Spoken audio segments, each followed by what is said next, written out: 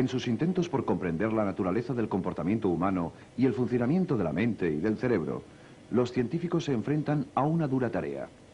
Este investigador intenta dibujar con la máxima precisión posible un perfil de la actividad eléctrica del cerebro asociada a distintos trastornos mentales. Para ello, él y sus colegas cuentan con un importante aliado, el método científico. Una serie de procedimientos generales para obtener información y poder interpretarla. Para que sea fiable, la información debe obtenerse a partir de observaciones y mediciones controladas cuidadosamente, de forma que otros investigadores, siguiendo los mismos pasos, obtengan el mismo resultado. ¿A qué tipo de lugares va cuando desea encontrar a alguien con quien mantener una relación o simplemente tener una relación sexual? Las entrevistas, los cuestionarios, las encuestas y los test psicológicos son algunos de los métodos utilizados por los psicólogos para explorar nuestra personalidad, nuestros valores y nuestros talentos. Es posible que mediante la más moderna y sofisticada tecnología consigan descifrar nuestros pensamientos, percepciones y emociones. O sean capaces de medir o influir en nuestros procesos cerebrales. Algunos psicólogos llevan a cabo sus experimentos en laboratorios como este, pensados para controlar cuidadosamente las condiciones y estudiar el comportamiento. El laboratorio es el lugar donde los científicos verifican sus hipótesis, es decir, sus predicciones sobre cómo se relacionarán una o más factores. Para verificar una hipótesis, se forman dos grupos de experimentación formados por individuos elegidos al azar. Uno de los grupos, el experimental, recibe el tratamiento, pero el otro, el grupo control, no. Al final se comparan ambos resultados. Otras investigaciones se llevan a cabo allí donde el comportamiento que se desea estudiar se produce de forma natural y espontánea, para observarlo mientras éste tiene lugar. Este investigador está estudiando cómo repercute el comportamiento social de los babuinos en su salud.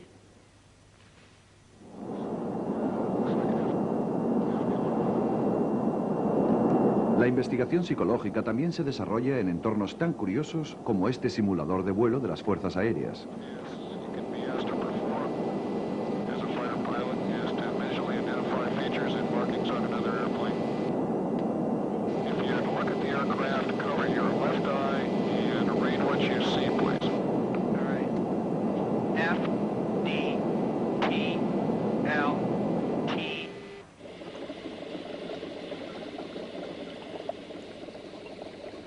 Independientemente de dónde suceda o los métodos utilizados, la investigación psicológica básica, llevada a cabo de forma científica, nos acerca considerablemente a la verdad. Si llegamos a comprender cómo estos investigadores separan ficción y realidad, quizá nosotros también podamos evitar algunos de los errores que cometemos en nuestra vida diaria, consecuencia de razonamientos equivocados o conclusiones precipitadas. En la Universidad de Johns Hopkins, el psiquiatra Jerome Frank estudia los rasgos comunes de las curas milagrosas, la cura por la fe, las conversiones religiosas y políticas y la psicoterapia. Todas las formas de curación psicológica, es decir, intentar influenciar en las personas mediante la palabra, comparten características curativas similares. Creo que la primera de ellas es la relación con el terapeuta, con la persona en quien el paciente confía, porque esto le da esperanzas. Esta es una premisa muy importante. También entra en juego el entorno, casi siempre un tipo de entorno curativo. Por ejemplo, un templo, la consulta de un médico o, ¿por qué no?, un hospital.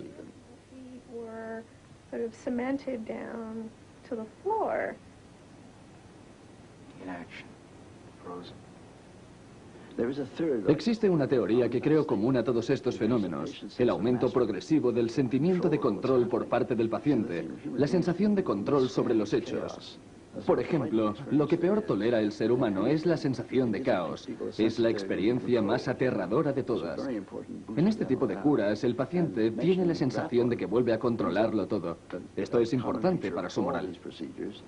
Una vez dicho esto, aparece una cuestión común a todos estos procesos. Si son realmente curativos, lo consiguen estimulando emocionalmente al individuo. El paciente siente que los acontecimientos son consecuencia de ello.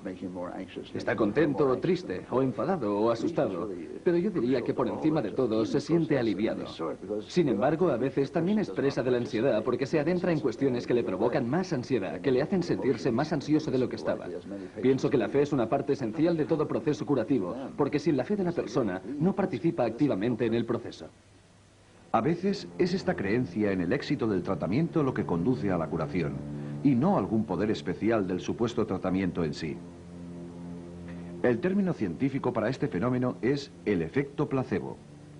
En medicina, un placebo es una sustancia, por ejemplo, una pastilla de azúcar, que no tiene ningún efecto farmacológico, pero que sí puede tener un efecto terapéutico en el dolor y la enfermedad de aquellas personas que creen que funcionará.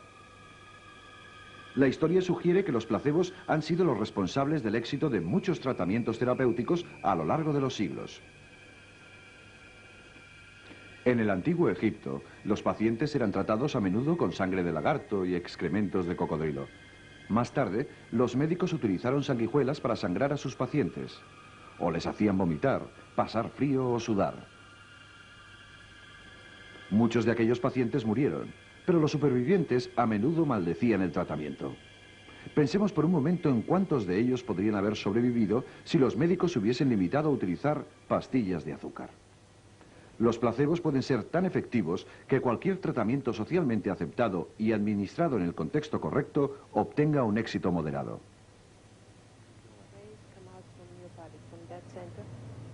Según demuestran estudios recientes, la simple sugerencia de que un tratamiento funciona es suficiente para que una tercera parte de los enfermos asegure sentirse mejor. Con lo que se ha dicho, es fácil imaginar cómo el efecto placebo complica la labor del investigador. ¿Cómo saber si lo que funciona es un tratamiento específico o el simple hecho de recibirlo? Una solución es la conocida como el procedimiento doble ciego. Se administra a algunos pacientes el tratamiento real, mientras que a otros se les administra el placebo, sin decirles cuál es cuál. Ni siquiera el terapeuta que los administra lo sabe, para que ello no influya en el experimento. El sentido crítico necesario para analizar un truco de magia es también el que necesitamos para evaluar todo tipo de teorías y creencias. Tomemos, por ejemplo, el caso del editor Norman Cousins, que se convirtió en su propio médico cuando la medicina tradicional no pudo curarle. Cousins tenía un tipo de artritis de columna muy dolorosa y generalmente incurable. ¿La receta de Cousins? Reír. Vio varios gags de La cámara indiscreta y las películas de los hermanos Marx. El valor de la risa es que bloquea el pánico. Si en caso de enfermedad puedes aliviar al paciente liberándolo del miedo, entonces preparas el entorno para que el tratamiento médico resulte más efectivo. Eso no quiere decir que el factor psicológico baste para curar una enfermedad. Se produce una interacción entre los factores físicos y psicológicos. Sería de locos creer que una enfermedad, sobre todo si es grave, puede curarse riendo. Pero este tipo de confianza, la alegre creencia en un resultado, puede crear un entorno en el que la medicina pueda actuar y rendir al máximo. Cousins se recuperó totalmente de su enfermedad y desde entonces muchas personas han recurrido a la terapia de la risa para ayudar al tratamiento de distintas enfermedades y aliviar el dolor que provocan. Sin embargo, como explica Cousins, antes que asegurar que solamente la risa fue la clave para solucionar el rompecabezas de su enfermedad, debemos separar el efecto de la risa de los otros factores que influyeron en su estado mental y en su salud. Entre otros factores del tratamiento encontramos dosis masivas de vitamina C, su optimismo y deseo de vivir, y el hecho de controlar personalmente su propio tratamiento. Todos ellos son muchos y poderosos placebos. Aquí es donde entra en juego la investigación experimental, cuando un determinado número de factores puede ser responsable de un efecto observado y queremos saber cuál de ellos es el auténtico responsable, tenemos que llevar a cabo un experimento.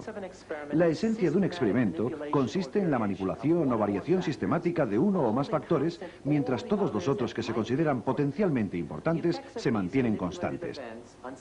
Si ello se lleva a cabo correctamente, pueden evaluarse los efectos que estos acontecimientos manipulados ejercen sobre la reacción comportamental. Una vez hecho esto, es posible demostrar si las comedias actúan por sí mismas o solo como parte de un tratamiento global que incluye otros factores. Así que, aunque sepamos que un cambio importante ha tenido lugar, no podemos dar por sentado conocer las razones que lo han impulsado. También debemos resistir la tentación de concluir que los hechos correlativos, los que tienen lugar al mismo tiempo, están causalmente relacionados. Muchas de las cosas que parecen relaciones causa-efecto no lo son. A menudo es un tercer factor el que causa a los otros dos. Por ejemplo, cuando observamos que las notas escolares de los niños empeoran, cuanto mayor es el número de horas que pasan viendo la televisión. No podemos concluir que la televisión provoca las malas notas o que la clave para obtener mejores resultados es que los padres apaguen el televisor. En cambio, lo que sí podría ocurrir es que los estudiantes menos capacitados ven más horas la televisión porque no les gusta la escuela ni hacer los deberes. En tal caso, ser alumnos menos aventajados es la causa de las malas notas, ya que es posible que los buenos estudiantes también vean muchas horas de televisión. Otro problema potencial cuando analizamos la información es deducir conclusiones significativas partiendo de muestras no lo bastante representativas. En general, los psicólogos estudian unas cuantas respuestas partiendo de un número de sujetos y experimentos reducidos y tratan de inferir algo importante sobre el comportamiento humano o animal en general. Para reducir la posibilidad de error, los investigadores empiezan con una muestra de sujetos representativa de la mayoría de la población de donde procede la muestra. La mejor forma de asegurar el resultado es elegir al azar. De lo contrario, la investigación puede resultar seriamente afectada. Consideremos, por ejemplo, el caso de las mujeres y el amor.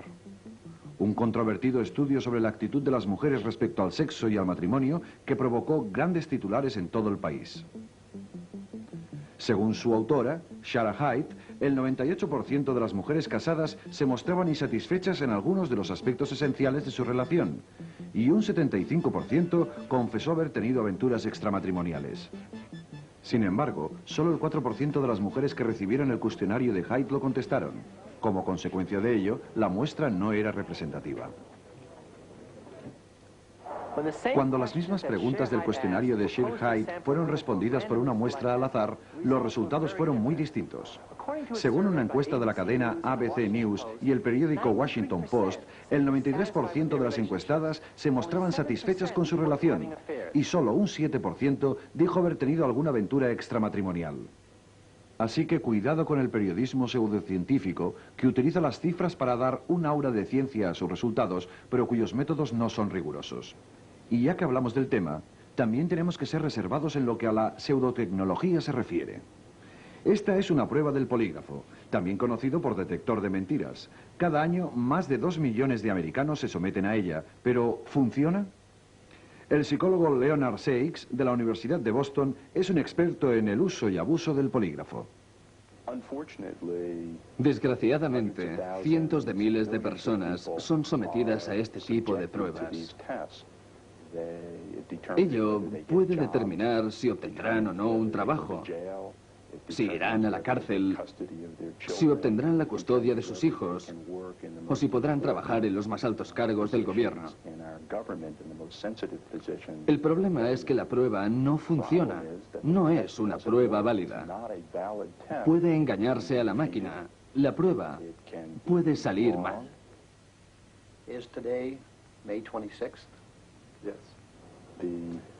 El instrumento que se utiliza es un polígrafo, que mide de forma muy simple lo que se denomina reacción de alerta o arousal.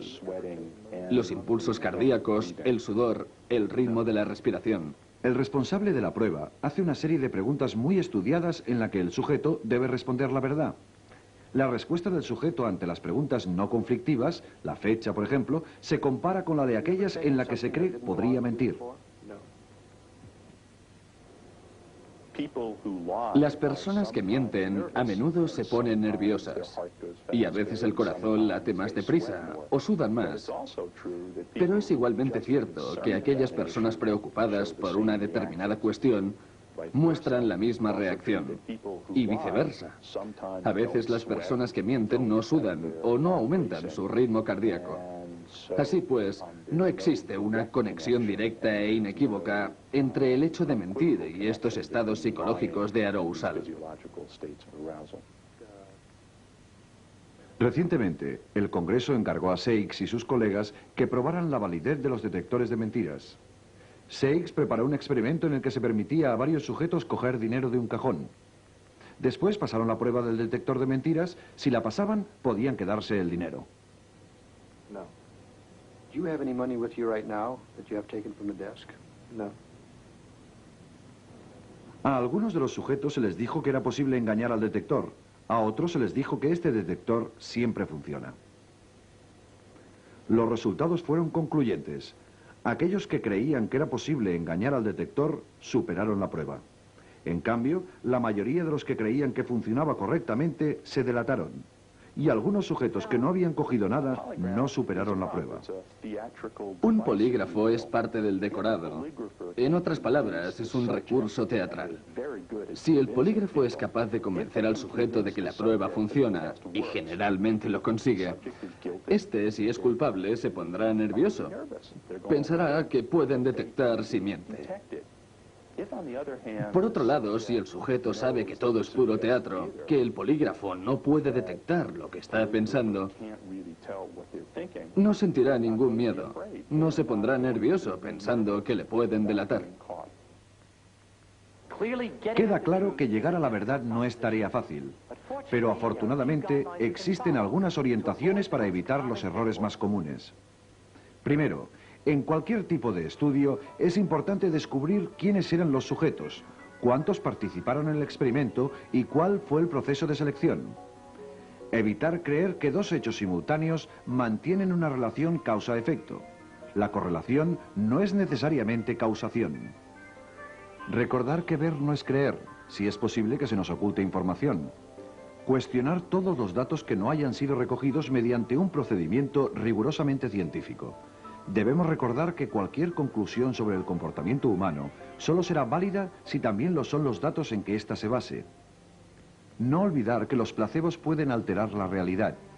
Conservar la calma ante descubrimientos rupturistas antes de que estos hayan sido corroborados por otros investigadores.